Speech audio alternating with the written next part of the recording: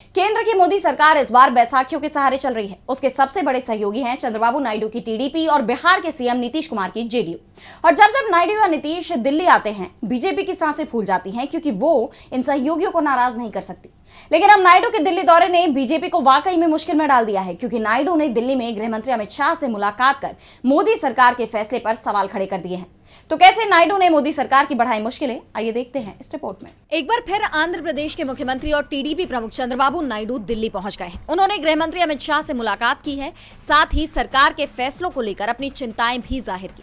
उन्होंने सरकार के हालिया फैसले पर सवाल उठाए हैं, जिसमें यूपीए सरकार की तरफ से लाई गई मनरेगा योजना की जगह वीबी जीरामजी योजना लाई गई है। नायडू ने इस योजना के वित्तीय प्रावधानों को लेकर गृह मंत्री से बातचीत के दौरान अपनी चिंताएं रखी। आप जानते हैं कि मोदी सरकार ने मनरेगा का नाम बदलकर वीबी जीरामजी कर दिया और साथ ही ये प्रावधान भी जोड़ा है कि अब ग्रामीणों को 125 दिनों का रोजगार देने में राज्यों को पहले के 10% की तुलना में अब 40% का वित्तीय भार उठाना होगा।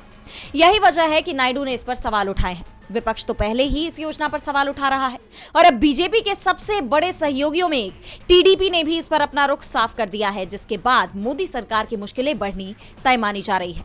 इसके अलावा नायडू ने इस मुलाकात में अपने प्रदेश के लिए भी बड़ी डिमांड रखी है।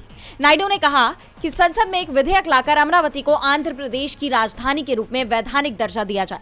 अगर अमरावती को विधानसभा में औपचारिक रूप से मान्यता मिल जाएगी तो इसका विकास रफ्तार पकड़ेगा और तेजी से आगे बढ़ेगा। दरअसल आंध्र प्रदेश से तेलंगाना के अलग हो जाने के बाद हैदराबाद को 10 साल के लिए दोनों राज्यों की संयुक्त राजधानी बनाया गया था, लेकिन अब इसकी समय सीमा को खत्म हुए 7 महीने से ज्यादा का वक्त बीत गया है। ऐसे में नायडू ने शाह से अमरावती को आंध्र प्रदेश की राजधानी का कानूनी दर्जा देने की मांग की है। डीबी लाइव की रिपोर्ट।